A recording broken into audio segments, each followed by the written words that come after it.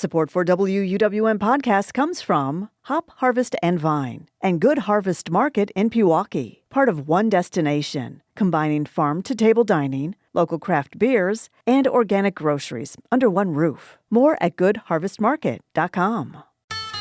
From 89.7 WUWM, Milwaukee's NPR, this is Lake Effect. I'm Joy Powers.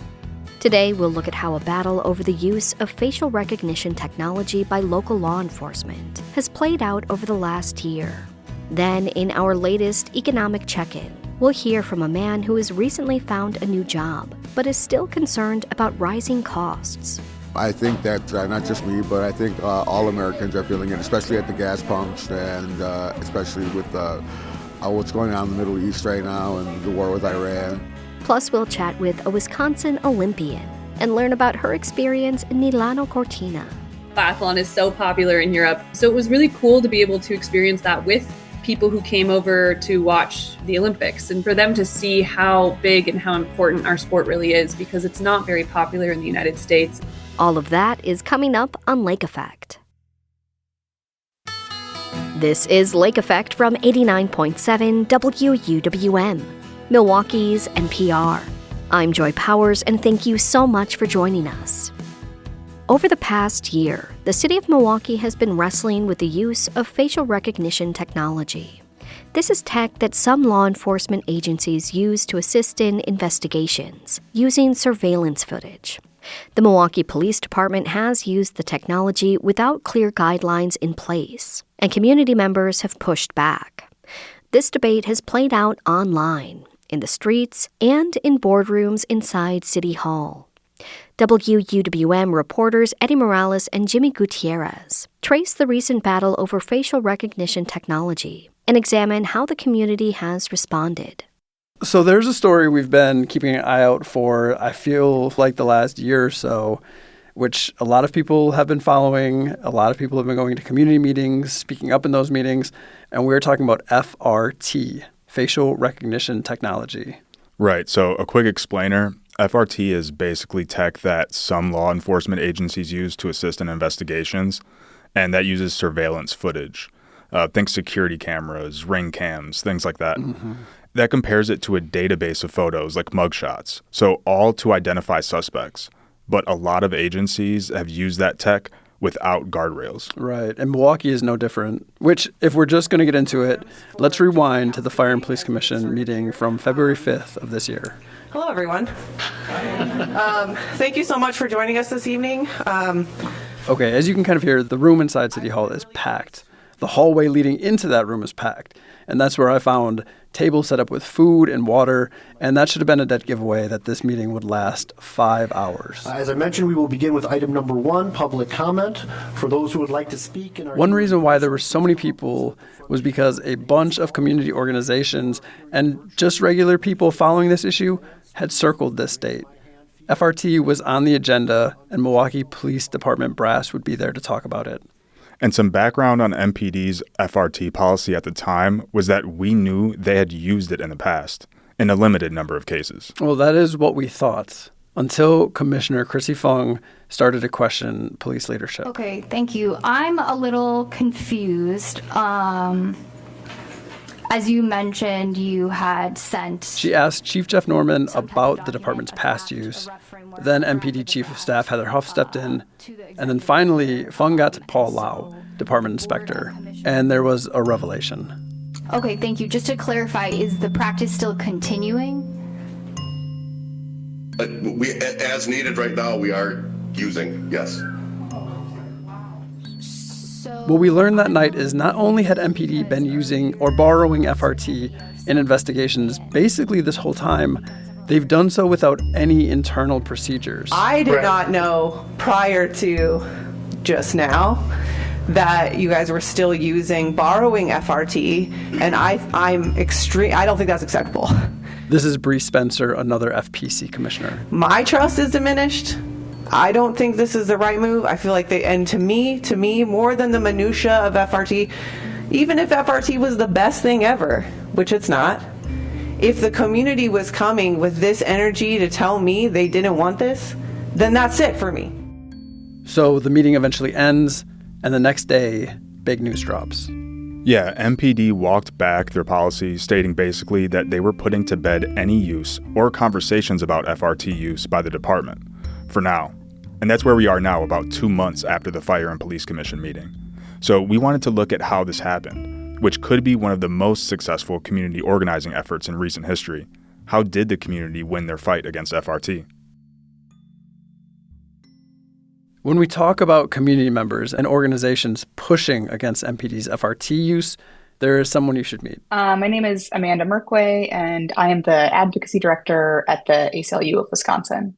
Amanda has been following the fallout of FRT in other cities for years. Folks were faced with wrongful arrests and sometimes incarcerated for a period of time because of a false facial recognition hit. She talked about Detroit, where there have been a number of wrongful arrests, which has cost the city in litigation and bad press.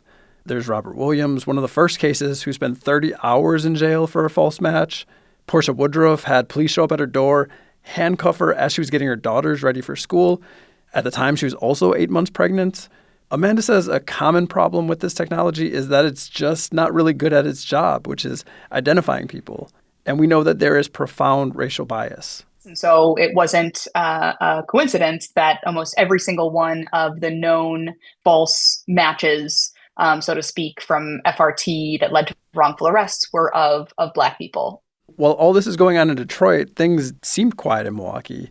That was until Amanda got a call. An attorney friend of mine knew that I was, thinking about facial recognition and who's using it, and sent a Wisconsin Court of Appeals case to me. This is in 2024. And they're like, hey, didn't you say that MPD has said they're not using FRT? Well, here, it looks like they are. This case mentioned that FRT was used in the process of an investigation. Amanda and the ACLU start to get curious. Then last year at a Fire and Police Commission meeting in April, things start to come out. At that meeting, it was, revealed that MPD wanted to sign a contract with this private company, Biometrica, to get their own facial recognition search software. And in this pitch, MPD admitted that they had been using FRT indirectly by sending requests to other law enforcement agencies for, I think the quote from that meeting was 2 to 3 years. 2 to 3 years? Yeah, without anyone really in the city knowing about this. And like we said, without any policy in place. In May, a month later, 11 alders send a letter to Chief Norman opposing FRT. That same month, there was an Equal Rights Commission meeting where MPD has a presentation of FRT, which was received not well. So bad, actually, that a few weeks later, the commission unanimously opposed FRT in the hands of local police. Eddie, are you tired yet? I mean, this is a lot, but I covered that meeting and remember the agreement between Biometrica and MPD was something like 2 FRT licenses. Mm-hmm. And in exchange, MPD would share 2.5 million booking photos from Milwaukee. Yeah, and we are still going. So in November, ACLU learns that FRT was used in 18 cases to some degree. And that brings us back to February of this year at the Fire and Police Commission meeting in the packed room where we find out that MPD has been using or borrowing FRT this whole time. So the ACLU put in all this work to figure out if and how MPD was using FRT, the community rallies, including electeds. And finally, we get MPD's moratorium on FRT. There's someone else who was in that February meeting we should meet. We are a 173-year-old principled organization that has stood up for democracy and supporting social infrastructure, and we will continue to be that thing. This is Emilio DeTore, executive director of the Milwaukee Turners, the oldest civic group in the city. Emilio has an idea of why so many people came together over this issue and why they've been showing up meeting after meeting for the past year. He calls it a cross-pollination of concern. Because Milwaukee is a segregated city and people have this ideological and sometimes cultural or ethnic segregation, they're aligning over issues of being righteously angry that they're being surveilled and that there's this presumption of guilt. Personally, he also has huge concerns with how this data is being shared, not just amongst local jurisdictions, but with federal agencies. I believe that the intention of this surveillance equipment is right there in its name. It's flock. They're implying we're sheep and we need to be shepherded. And that is anathema to what the identity of an American should be. You know, we've spent a lot of time focusing on Milwaukee police, but there's another law enforcement agency in Milwaukee. The Milwaukee County Sheriff's Department. Milwaukee County Sheriff's Department, who, it turns out, has also been flirting with FRT and some of the same providers as MPD. The sheriff's office is not necessarily subject to the same level of attention. This is Mike Carrier. He is a professor at MSOE and also volunteers on Milwaukee Sheriff's Community Advisory Board. It's essentially a group of community leaders who are coming together to, it's kind of in the name of it, advise the sheriff's office. There's questions asked to the committee. We can bring our own questions or concerns. Do they have any policy power? Or is it, for lack of a better word, toothless? Yeah, completely toothless. But this board is really new, so it's kind of all just getting figured out. Anyways, in their February board meeting, it comes out that Sheriff Danita Ball signed a kind of exploratory agreement with Biometrica, the FRT provider. Mike hears this and has questions. Obviously led me, at least personally, to rethink, well, what had that timeline up to that February meeting actually been like? And who was notified of the decision to enter that letter of intent and who had to be? Because I'm not quite sure how this actually works. As the meeting goes on, he says it doesn't sound like they were trying to be sneaky about this letter, but maybe they didn't see it as a big deal, which we know they were very wrong because the city is still buzzing from that Fire and Police Commission meeting. Anyways, not long after that, the Sheriff's Department announces that it is not moving forward with their relationship with Biometrica. So it's a wrap? It kind of sounds like it, and I asked Mike how he read that decision and if it had anything to do at all with the community organizing against MPD's use of FRT. Yeah, and that's a really good question because I'm not entirely sure. We haven't had a meeting since that February announcement or proclamation that this letter of intent had been signed. The next meeting is on the books for March. So what's happened in between has been, for me, kind of a mystery. So MPD's last public comment on this is their issued moratorium. The Sheriff's Department said they're not moving forward, so it seems like a win for organizers, right?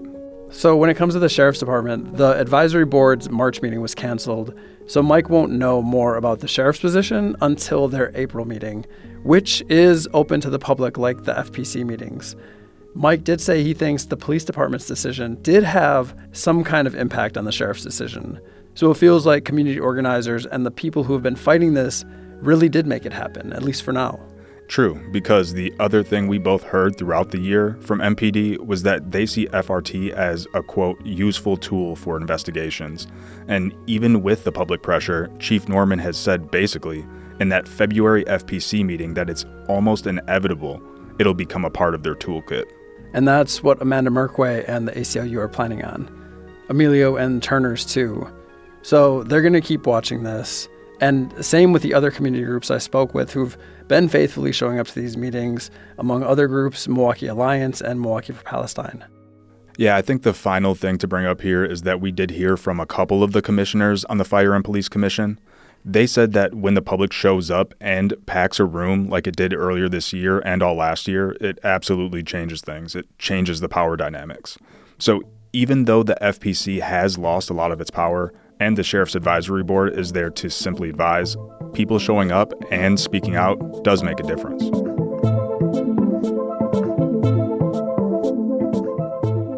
That was WUWM's Eddie Morales and Jimmy Gutierrez reporting. In about 15 minutes, we'll check in with a two-time Olympian from Wisconsin for takeaways from the Milano Cortina Games. But first, in our economic check-in series, we'll hear from a Milwaukee man who has dealt with eviction and losing his job. We'll learn how the current economic climate is impacting him.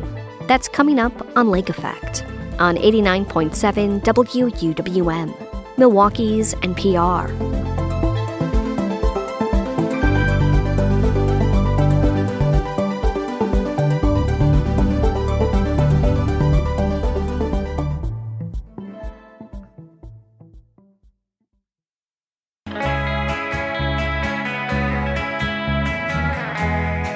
You're You're listening to Lake Effect on 89.7 WUWM. I'm Joy Powers. WUWM has been covering issues our listeners say are top priorities. That includes the economy. As part of that coverage, we've been exploring how the economy is impacting Wisconsinites with different financial needs and concerns. In September, we spoke with George Kalinsis Jr., a veteran who worked as a retail manager until he lost his job in 2024. Late last year, he found a new job at a salt packing company, and he was in school at MATC. WUWM's Mayan Silver met up with him again for an update on his work and living situation, and to see how the changing economic landscape is impacting him. So reacquaint me, the last time we had checked in with you, you told us you were a retail manager until you lost your job in 2024? Yes, ma'am. And then you had just been hired as a salt packer, and you were starting school at MATC to study mortuary science. Where are you at right now? I took this semester off. I did finish my classes last semester. I wasn't able to go because I owe some money right now, and I got to pay that money out first. And I don't want to fall too far behind with student loans and things like that. And as far as the salt packing job, I got let go because I got COVID. And I wasn't there but for like 3 weeks, and they got the right to let go anybody whenever for whatever reason. But since then I have found employment again, and I'm working at Burlow Mattresses now. Nice. What's that job like? It's a sales job, and it's a really good job. I really like it. I really enjoy it. I love the people I work with, the Marcus Corporation, Marcus family, and the people that I work at work with are wonderful people, and they really care about what they do, and they really care about the community, and I'm glad to be a part of it. So are you working full-time, like 40 hours a week? I work 45 hours a week. And tell me a little bit about getting in the hole economically. You said you got COVID, you lost the salt packing job. Were you unemployed for a little period of that time? I was unemployed for roughly 4 months before I got the job at Burlow again. And how did you sustain yourself during that time? Just with the money that I get from the military, my monthly stipend. That's how I was able to sustain myself. Gotcha. So you get benefits of like about $1,800 a month, and you told me in the past that you couldn't live without it, right? That's correct. Yeah, I still can't live without it. And what happened with your housing situation? I think you said you were evicted because they weren't paying Section 8 payments? That's correct. Section 8 failed to pay my payments, and not just me, but a whole lot of people in Milwaukee were going through the same experience. And there was a big article on it in the newspaper, and I understand the landlords got to do what they got to do too, and they need to get paid. So no hard feelings and no ill will. I just wish it wouldn't have happened. What area were you living in, and how are you paying for your housing, and what ended up happening? I was living in Bayview at the time, and I was paying for my housing, for my military benefits, and when I lost my job, I couldn't make some payments, and the Section 8 caught up with me as well because they hadn't paid in a few months, and they took me to court for it, for an eviction. I had to leave the premises, and it was a really, really humbling and embarrassing experience. Why? Because that's not me, it's not who I am, and I've never been evicted before, and to get evicted at age 50 almost really, really sucks. Did you gather up your resources? Did you find new housing? How are things going there? I found new housing, and I went through the VA. I went and I stayed at Best Place Central for about a month and a half. I was pretty much homeless, and if I didn't have them, I would have been homeless. I stayed with a friend for the first 10 days or so until I got into Best Place Central, and from there I was able to get housing and help for housing, and they pointed me in the right direction and got me with the people I needed to get with. So now, how would you assess your economic situation?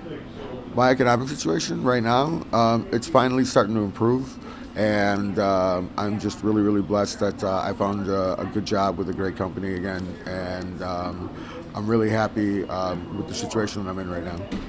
You had mentioned when we last spoke that you were really feeling the pinch of higher prices, whether it was for groceries or rent. Do you still feel that way?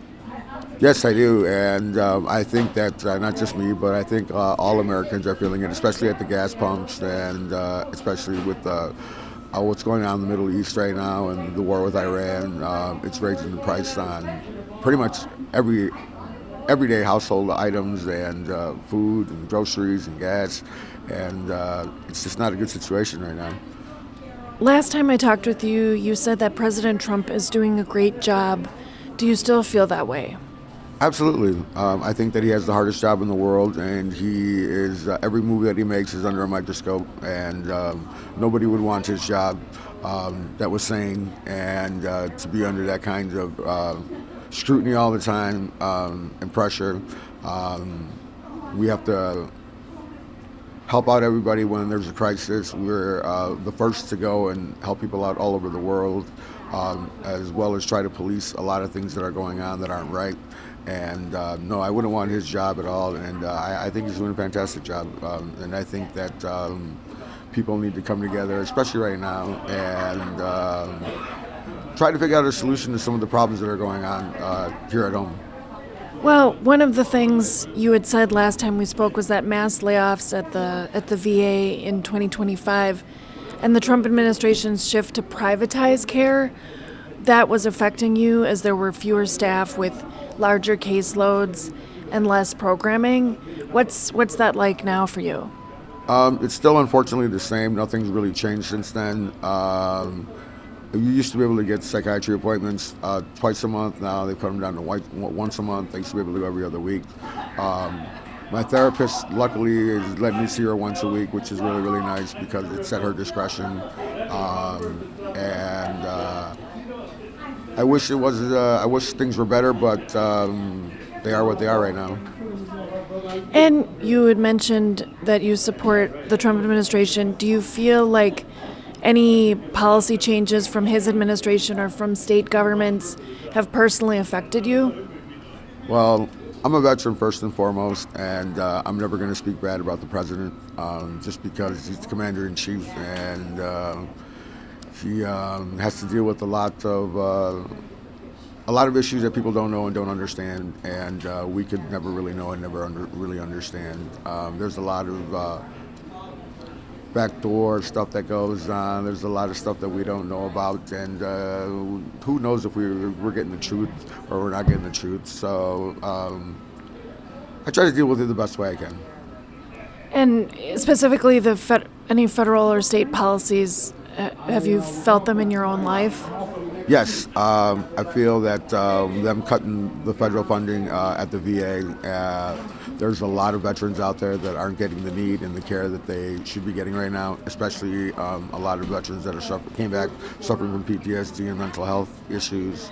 I think that there needs to be a lot more resources out there for men and women who were willing to pay the ultimate price for this country, and to come back home and be treated that way and disrespected in that way, it's wrong. So the cuts to the VA are directly affecting you. You feel like essentially there needs to be more support and funding for veterans programs? Absolutely. I don't think that there's enough funding out there. I don't think that anybody that served their country should go without a home or should be homeless, or some kind of housing, and there shouldn't be as many homeless veterans as there are, and veterans have the #1 suicide rate in all the world, and it's a sad thing to say, but it's reality, and they really need the help that they're not getting right now. What do you think could help you personally economically at this point? You're getting yourself back on your feet, you've got a job, you've got housing. What could help you? Just staying positive and realizing that it's not a sprint, it's a marathon, and try to take it day by day, and surround myself with people that are doing better than me, and surround myself with people that want to do better than me. Are you going to vote in the 2026 midterms? Yes. And what are your big issues? My big issues are the gas prices and the prices at the grocery stores. I think those affect everybody, and That's what most Americans are concerned about. And of course, national security as well, with some of the things, craziness that's been going on the last couple of weeks here at home. Yeah, it's just not a good state of affairs right now. And I know that we can do better as a country. I know that we can do better as a people. I just think that we need to stop and really start talking to one another and stop letting people divide us on minimal issues that really don't matter and that really have no concern. We really need to look at the real big issues and unite and do something like we did in the 50s and 60s and 70s and 80s and any other time that we've been at war. We always find a way. America's known for its grit, and it's something I'm proud of, and I hope that we find a way out of this situation as well. You said in the past that you tend to vote conservative. Yes. Are you still thinking that way? How are you thinking overall for the midterms? Yes, I'm still thinking that way, still going to vote that way. I'm a religious person. It's something that I believe in wholeheartedly, and I come from a military background, something I believed in wholeheartedly, and I'm not going to turn my back on my country right now or my beliefs.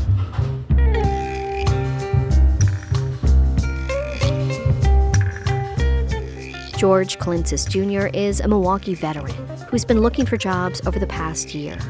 He spoke with WUWM's Maayan Silver as part of our Economic Check-In series, where we hear from people in our community about how the economy is affecting them.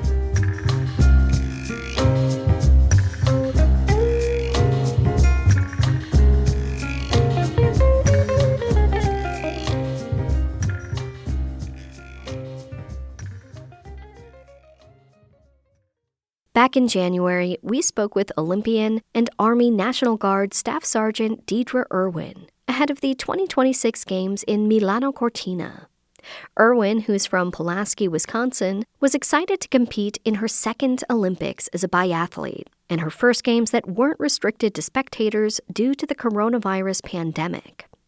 Irwin competed in a total of 5 events. Now that the racing season is officially over, she took some time to speak with Lake Effect's Audrey Nowakowski about her Olympic performance and her memories from Milano Cortina. As a viewer, I always love watching the opening and closing ceremonies. So were you able to enjoy and be a part of the opening ceremony as an athlete?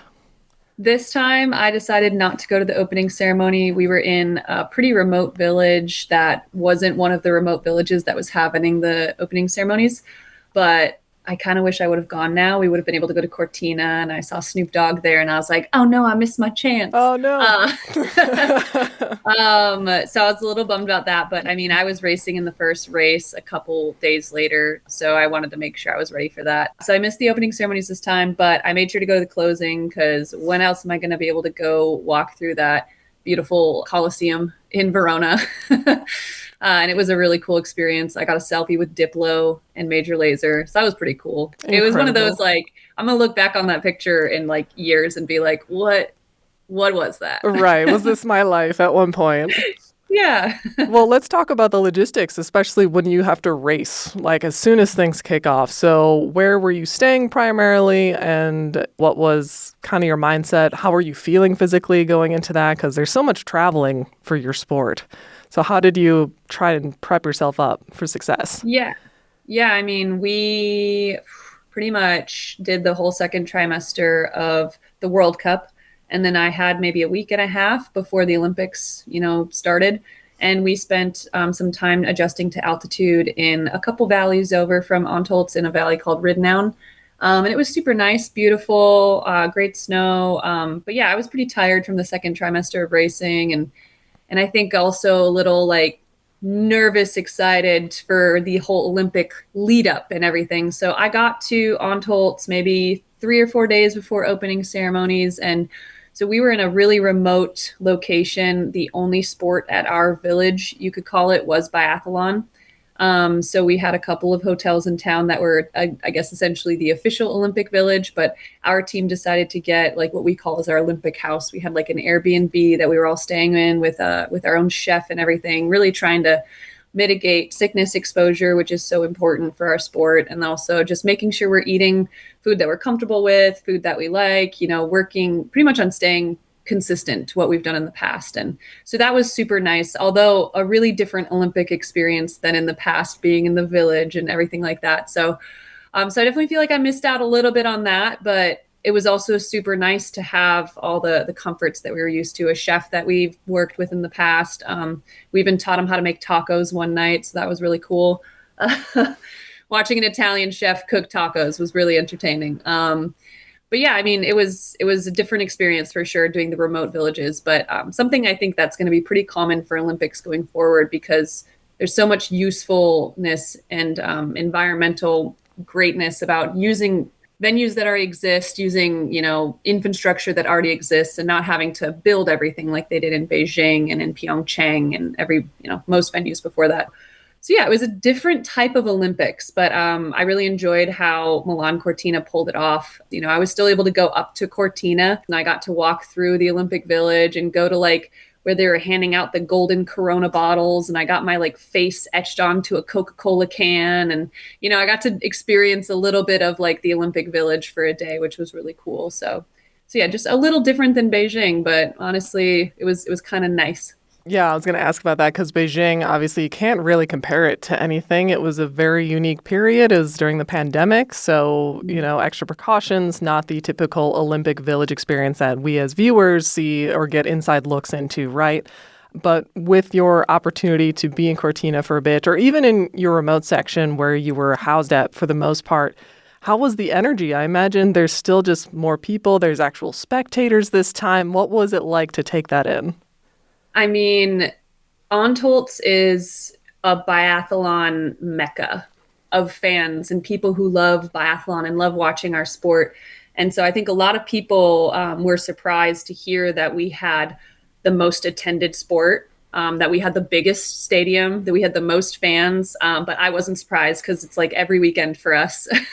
Biathlon is so popular in Europe. So it was really cool to be able to experience that with people who came over to watch the Olympics, and for them to see how big and how important our sport really is, because it's not very popular in the United States.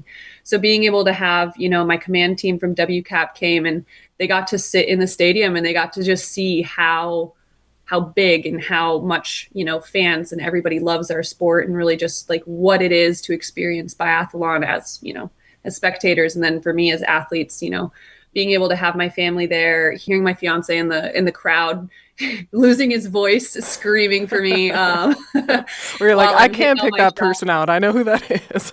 It was crazy. It was such a surreal experience to be able to hear him and my brothers in their little section just cheering for me.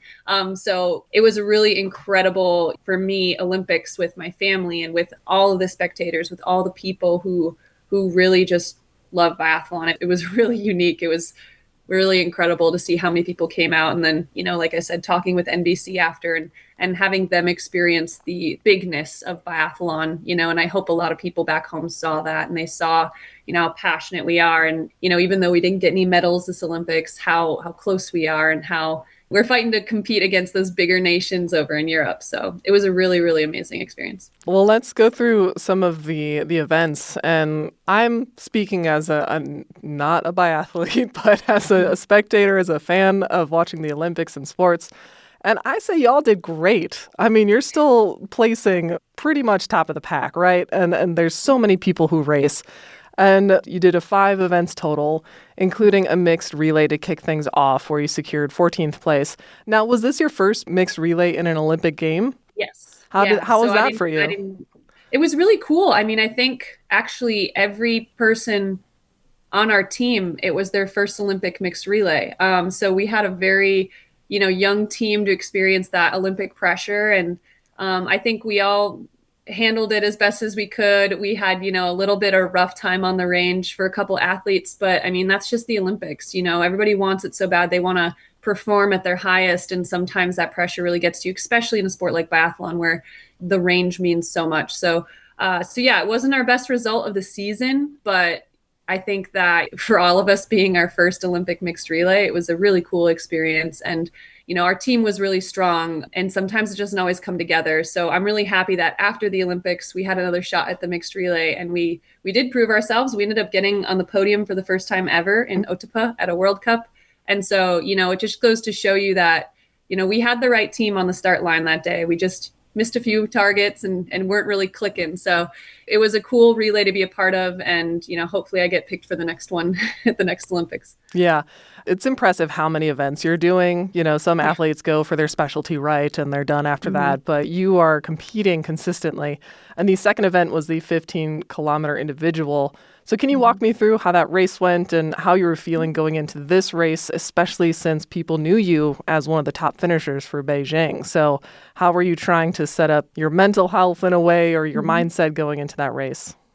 Yeah, I definitely think I had a little more pressure on because I had such a good result in the last Olympics. But, I've had a lot of racing since then, so it felt pretty normal. So going out, getting good splits from my coaches, knowing that I was skiing really well, knowing that, for the most part, for half the race, I was in the same position I was in last time, fighting for a top 10.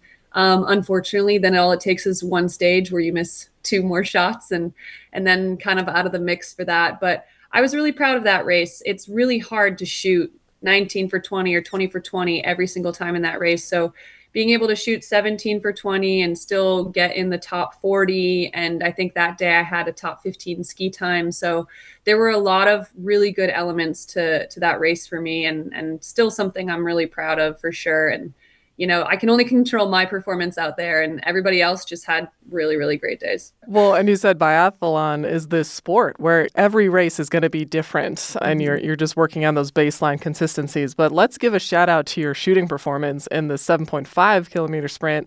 You did a flawless 10 out of 10, which led you to then qualify for the 10 kilometer pursuit. How often does a 10 out of 10 happen? Not simply for you, but for anyone in a biathlon? It doesn't happen often. I'll say that, especially for me going into this season, it really rarely ever happened. But I think that's something, that shows, my growth and why, I really can't be upset with my Olympic performances because especially with the added pressure of the Olympics and able to shoot 10 out of 10 in that race I feel like is one of the hardest ones to shoot 100% because every second counts and everybody is really always performing at their highest. And it's our shortest race that we do as an individual. So yeah, I was super proud of that one. And that was the one where I was going for shot 8, 9, and 10 in my standing, and I could hear my fiance and my brothers just cheering for me. And so when I hit that last shot and hearing that little group of guys really going crazy, it was such a cool experience and definitely a memory I'll never forget. It was so cool. And yeah, to be able to say I cleaned the sprint at the Olympics is really incredible. And I think this season, including the Olympics, I cleaned 5 out of my 7 sprints that I did. And so, just shows, like I said, all the work I've put in the past 4 years. And maybe it wasn't the best results at the Olympics on paper, with whatever my rank was, but it was definitely a really cool experience to see my growth and see my consistency throughout the years. Absolutely. Well, we'll be looking forward to seeing you race more and more and more. And for today, I want to thank you so much, Deidre, for joining me and sharing what this wild ride has been like for you. Oh, yeah, it's been incredible. And the support from back home has been amazing. I had so many people text me that they were like, I heard you on Milwaukee and PR. So nice. Cool. They were not expecting at all to turn on the radio and hear my voice. So super cool. And so hello to all those people. Thanks for supporting me, loving me, and, pushing me to be the best I can be.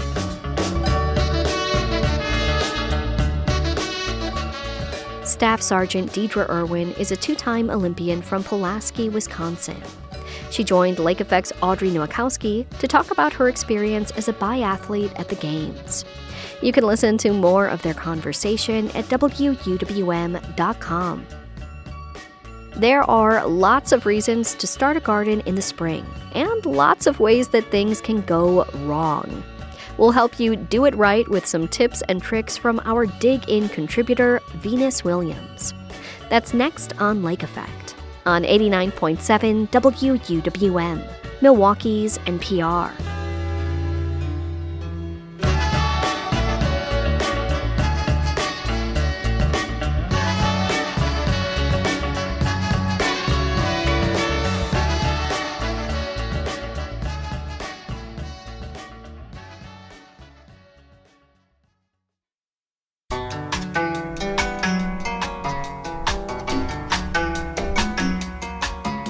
This is Lake Effect on 89.7 WUWM. I'm Joy Powers. We've seen a lot of highs and lows in the weather here lately, but spring and summer are on the horizon, and the gardeners among us are already planning for what's ahead. But that planning can be a bit difficult, especially if you've never done it before. As the executive director of the Fondy Food Center and Alice's Garden, Dig In contributor Venus Williams is an expert in how to start a garden in ways that are both practical and sustainable. I headed to her home on Milwaukee's North Side to learn more. So we're talking about something that I think a lot of people are interested in right now. We're seeing grocery store prices go way up, and also just, I've had this experience certainly. Sometimes you go to the grocery store and the produce is not great. There's concerns about supply chains with everything happening. How have you been experiencing that as somebody who really works in this space? Are you hearing from people?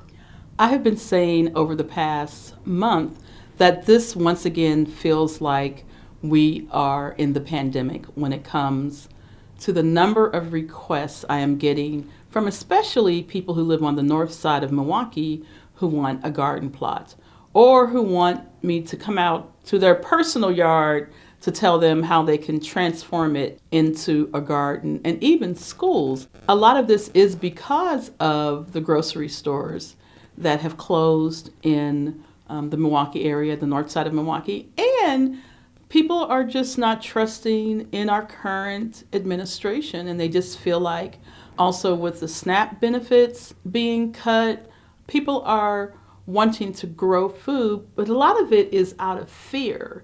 And when it's out of fear, it doesn't last very long because we forget when things feel like they fall back into place. So I'm inviting people to, by all means, let's get you growing your own food, but think of it as a long-term solution to your family's needs, not just because you are afraid. I want you to grow food because you love it out of joy and all the things it can bring.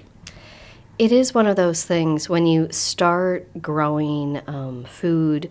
I started in, I think, what is often a typical way for people. I started with herbs because they seemed like, oh, well, I could pick one up from the grocery store. And I think even with something small like herbs, you learn pretty quickly that this is something that grows over time. This is something you have to... No pun intended with over time there. Yes, well, if you're growing herbs, so many of them outside of basil and other things are perennial herbs. So when people start, like, I'm going to grow lavender this year. Yeah, you're going to plant it this year. You're not going to get much from it this year, but you're going to see that plant grow and harvest quite a bit next year. In our communities, most people start with a tomato plant. That is probably the most popular thing. When I am recommending what to grow, when I'm having conversations with individuals and families, the first thing I say is grow what you know you're going to eat. Don't get distracted by something that you are unfamiliar with. Grow what you know you're going to eat, you're going to feel good about. That's going to have so much success in your household. Pay attention to the back of that seed packet. It's going to tell you every single thing you need to know about how to plant this, care for it, and harvest it. But I also make it clear to people, the things that I do. I am not going to plant a seed without blessing it first. I am not going to plant without giving thanks for the soil. And all of those things are going to carry through as I'm harvesting and as I am preparing that particular vegetable or herb for wherever, whatever its destination is. So soil, sun, and blessing for me are some of the formulas for a successful garden. Well, it seems like intentionality is really a big part of this. When it comes to the seed packets that you're looking at, what is most important to look at when you're looking at a seed packet especially? You're looking at spacing, you're looking at light, how much light does this require? And for vegetables, most of the time we need a very sunny spot. You are looking at how long from germination to harvesting. And so that will tell you when to plant. I see a lot of people who also harvest some of their vegetables way too soon, some of the beans. And one of the things that breaks my heart when I see someone at Alice's garden and they are growing cantaloupe and they are so excited, and you bring me this cantaloupe and it's green and you've harvested it. And I say to them, is it green when you buy it in the grocery store? So what made you think it was ready to harvest? So at the very least, I need you to use some common sense about what you know it should look like, because you do purchase this. But also, if you're paying attention to the back of that seed packet, if it says 90 days and we're just into 60 days or whatever it may be, then you know it's not time to harvest.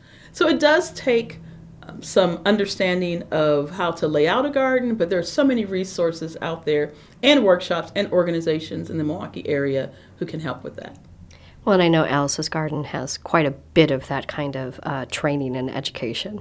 Yes, and even more so this year. I honestly feel like in the past years, we haven't done an adequate job of educating the community, like educating and working with the gardeners who are already renting gardens. But this year, we have already begun our education series so that we can really guide people into success. Because we don't want anyone to be frustrated. We don't want you to be frustrated. And it all starts with seeds. Well, it starts with soil, but and seeds are a big part. And seeds are a big part. So I want to talk a bit about some seed companies, large and small. If you've heard me before, you know that I love the whole seed catalog. It is the only seed catalog you should ever purchase. Right? It comes out annually. It's a big old thick catalog that has so much in it, and I promise you, you're going to order way more than you need, but the joy in this catalog is just amazing. Obviously, Seed Savers Exchange is another one. And both of these, we're talking organic. We are talking seeds that you can trust, and it's so important to understand that. Sure. When it comes to someone who is first starting out a garden, one of the things that I will sometimes get overwhelmed with a seed book especially, is just the sheer number of varieties of plants. How do you suggest people navigate that when they're really just starting out? So I tell people to list 5 things you want to grow. So I want to grow carrots, I want to grow tomatoes, I want to grow cucumbers, I want to grow watermelon, I want to grow beans. And just start with 2 varieties of each of those things. Get yourself under control and just pick 2 varieties at most for that first year. Another wonderful thing is go in on seeds with someone else. Make a party of it. We all like a good party. A seed party. Let's order some seeds together. Or once we have ordered the things that we have liked, invite some folks over and share seeds, because you are not going to use that entire packet. That's another way to build community, and then plan to share meals afterwards, once it's time to harvest. Of course, after you bless your harvest. Naturally. Without a doubt. Now, as always, you do read quite a bit. I'm seeing a lot of seed catalogs, of course, around us, as well as actual seeds. What have you been reading? This time of year, I am always going back to an old favorite. I've shared this before on here, and it's Carrots Love Tomatoes. Secrets of Companion Planting for Successful Garden by Louise Riotte, or Riotte. It is still the thing that I pick up the most, even though you can see pages are out and fall. This is probably my 4th copy of it. It's been left out in gardens and has gotten wet and all those things. It is a great place for anyone to start or continue. Carrots love tomatoes. If you don't buy anything else, there's that book. Perfect. Well, Venus, thank you as always for joining us here on Lake Effect and sharing your work. And I know I'm excited to get into the garden. Yes, I can wait. I am excited, but I can wait because once I'm there. And boy, does the inside of my house become unfamiliar. But happy gardening, everyone.